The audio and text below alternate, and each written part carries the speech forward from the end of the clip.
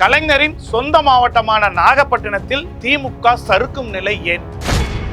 காளியம்மாளை வைத்து நாகப்பட்டினத்தில் சாதிக்க நினைக்கிறதா அதிமுக?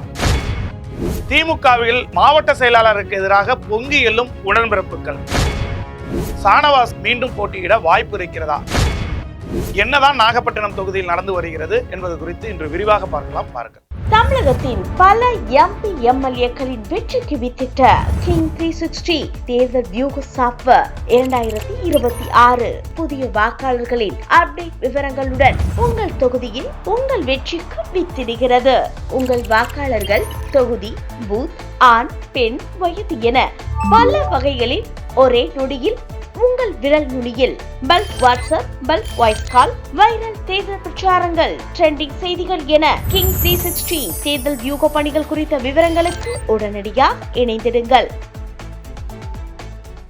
நாம் தமிழர் கட்சியின் காளியம்மாள் அதிமுக வருகை. திமுக கூட்டணியில் விசிகாவின் சானவாசுக்கு ஒதுக்கப்பட்டதால் நாகப்பட்டினம் தொகுதியின் வெற்றி யாருக்கு சாதகமாக இருக்கும்? திமுக சறுக்கும் அபாயம் ஏற்பட்டுள்ளது, அதிமுக சாதிக்கும் அபாயம் ஏற்பட்டுள்ளது. டெல்டாவின் முக்கிய மாவட்டமான நாகப்பட்டினம் மாவட்டம் இதுவரை டெல்டா மாவட்டங்களில் திமுகவை தன்வசம் வைத்துள்ளது. நாகப்பட்டினம், மயிலாடுதுறை பொறுத்தவரை 6 தொகுதிகளில் ஒரு தொகுதியில் மட்டும்தான் வேதாரண்யத்தில் அதிமுக முன்னாள் அமைச்சர் OS மணியன் வெற்றியின் மூலமாக அதிமுக வசம் உள்ளது. மற்ற 5 தொகுதிகளும் திமுகவின் வசம் உள்ளது. இப்போது திமுகவுக்கு கூடுதல் பலமாக அதிமுகவிலிருந்து வைத்திலிங்கம், முன்னாள் அமைச்சர் OPS ஆகியோர் வந்துள்ளனர். அதிமுகவிற்கு பலவீனத்தை இது ஏற்படுத்தியுள்ள நிலையில் நாகப்பட்டினம் தொகுதியை பொறுத்தவரை அசால்ட்டாக திமுக ஜெயிக்கும் என்று கூறப்பட்டு வந்த நிலையில் திமுகவில் மாவட்ட செயலாளராக இருக்கும் கௌதமன் காரணமாக நாகப்பட்டினம் தொகுதி திமுக கைவிட்டு போகும் நிலை உருவாகியுள்ளதாக தகவல்கள் வெளியாகி இருக்கிறது. 2021 தேர்தலில் திமுக கூட்டணியில் சேர்ந்த ஆளூர் சானவாஸ் விசிகா சார்பில் போட்டியிட்டு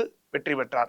இந்த முறை அவர் வேறு தொகுதிக்கு விருப்பம் தெரிவித்திருக்கிறார். ஆனால் அவர் தொகுதியில் சிறப்பாக செயல்பட்டு பல திட்டங்களை கொண்டு வந்துள்ளார். அவர் கன்னியாகுமரி மாவட்டத்தைச் சேர்ந்தவர். இப்பொழுது கன்னியாகுமரி மாவட்டத்திலோ அல்லது சென்னை வேளச்சேரி தொகுதியோ கேட்பதாக தெரிய வருகிறது. 2021 தேர்தலில் இவரிடம் வெறும் 7200 வாக்குகள் வித்தியாசத்தில் தோல்வியடைந்த அதிமுக வேட்பாளர் தங்க கதிரவன் யாதவ சமுதாயத்தைச் சேர்ந்தவர். அவரே இந்த முறை அதிமுகவின் சார்பில் களமிறங்குவதற்கு வாய்ப்பு இருப்பதாக கூறப்பட்டிருந்த நிலையில் இன்று அதிமுகவில் நாம் தமிழர் கட்சியின் முக்கிய அடையாளமாக பார்க்கப்பட்ட இந்த தொகுதியை சேர்ந்த காளியம்மாள் அதிமுகவில் இணைந்திருக்கிறார். இது அதிமுக தலைமை, அதாவது எடப்பாடி என்ன கணக்கு போட்டு அவரை இணைத்திருக்கிறார், காளியம்மாள் என்ன டிமாண்ட் வைத்து இணைந்திருக்கிறார் என்பதை பொறுத்திருந்து பார்க்க வேண்டும். ஆனால் இவரது வருகை அதிமுகவிற்கு சற்று பலம் கூடியிருக்கிறது. ஆனால் வேட்பாளர் ரேஸில் காளியம்மாளும் வருவதற்கான வாய்ப்புகள் தென்படுகிறது. கடந்த முறையை விட இந்த முறை நாகப்பட்டினத்தில் கடுமையாக போட்டி இருக்கும் என்று கூறப்படுகிறது. ஏனென்றால் வாக்குகள் பெருவாரியாக பிரியக்கூடிய சூழ்நிலை அங்கு உருவாகியுள்ளது.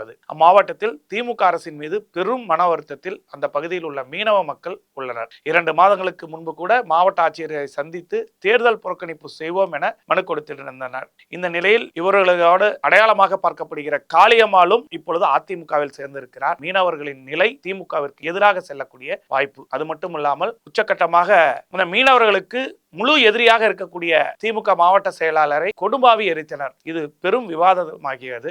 அதோடு உட்கட்சிக்குள்ளேயும் பல கடுமையான எதிர்ப்புகள் அந்த மாவட்ட செயலாளருக்கு இருப்பதாக கூறப்படுகிறது. அதோடு உட்கட்சிக்குள்ளும் பல கடுமையான எதிர்ப்புகள் உள்ளன. இம்முறை நாகப்பட்டினம் தொகுதி திமுகவுக்கு ஒதுக்கப்பட்டால் மாவட்ட செயலாளர் கௌதமன், ஒன்றிய செயலாளர் Thomas Alva Edison, Manohar, Rajendran, AKS Murugan என 20 பேர் வரை விருப்ப மனு கொடுத்ததாக தெரிகிறது. திமுக மாவட்ட செயலாளர் கௌதமனுக்கு சீட் கொடுத்தால் தோல்வி உறுதி என அந்த தொகுதி உடன்பிறப்புகளும் அவர்களுக்கு எதிராக களமிறங்க தயாராக இருக்கும் மீனவ சமுதாயத்தினரும் திமுக தலைமைக்கு தகவல் அனுப்பிய வண்ணம் இருக்கிறார்கள் என்ற தகவல் வெளியாகி இருக்கிறது. இங்கு இப்படி என்றால் பிரதான எதிர்க்கட்சியான அதிமுகவிலும் கோஷ்டி மோதல்கள் அதிகம். அங்கு 2 அணிகள் தான். மூன்றாவதாக இன்று காளியம்மாள் அணி. அங்கு அந்த 2 அணிகள் யார் என்று பார்த்தால் கடந்த முறை தோல்வியடைந்த தங்க கதிரவன் அணியும் முன்னாள் அமைச்சர் ஜெயபால் அணியும் கடுமையான போட்டியில் உள்ளன. இந்த வரிசையில் காளியம்மாளும் இணைந்துள்ளார். நாகப்பட்டினம் தொகுதிக்கு திமுக கூட்டணிக்குள்ளேயே கடும் போட்டி நிலவுகிறது. விசிக, கம்யூனிஸ்ட், காங்கிரஸ் என பட்டியல் பெரிதாக இந்த தொகுதிக்கு டிமாண்ட் அதிகமாக உள்ளது. இதில் சானவாசுக்கு முதலிடம் இருப்பதாகவும் மாவட்ட செயலாளராக இருந்தாலும்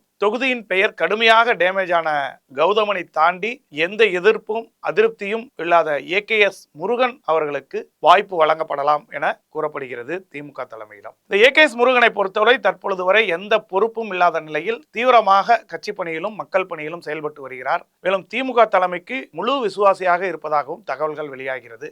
இந்த முறை ஏற்பட்டிருக்கும் கடும் போட்டி அவருக்கு சாதகமாக உள்ளது. நாம் தமிழர் கட்சியின் சார்பில் பாத்திமா பர்கானா களத்தில் இருப்பது பெரிய போட்டியாக கருதப்படுகிறது.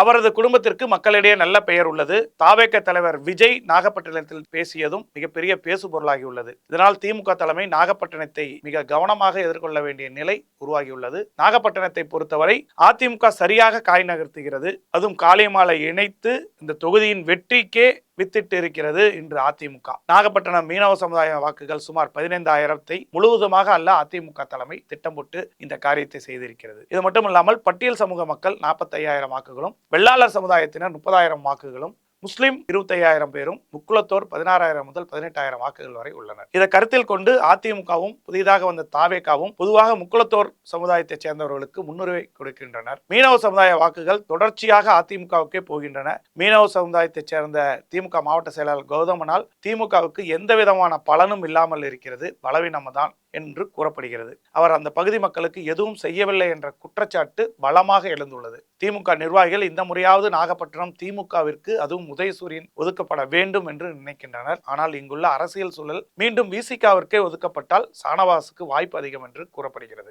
கலைஞரின் சொந்த மாவட்டமான நாகப்பட்டினத்தில் திமுக சாதிக்க போகிறதா அல்லது பல்வேறு கட்ட அரசியல் முன்னெடுப்புகளால் அதிமுக சாதிக்க போகிறதா என்பதை பொறுத்திருந்து பார்க்கலாம். காத்திருப்போம், வாருங்கள். தமிழகத்தின் பல MP MLAக்களின் வெற்றிக்கு வித்திட்ட கிங் 360 தேர்தல் வியூக சாப்ட்வேர் 2026 புதிய வாக்காளர்களின் அப்டேட் விவரங்களுடன் உங்கள் தொகுதியில் உங்கள் வெற்றிக்கு வித்திடுகிறது. உங்கள் வாக்காளர்கள் தொகுதி, பூத், ஆண், பெண், வயது என பல வகைகளில் ஒரே நொடியில் உங்கள் விரல் நுனியில் bulk WhatsApp, bulk voice call, viral தேர்தல் பிரச்சாரங்கள், ட்ரெண்டிங் செய்திகள் என கிங் 360 தேர்தல் வியூக பணிகள் குறித்த விவரங்களுக்கு உடனடியாக இணைந்திடுங்கள்.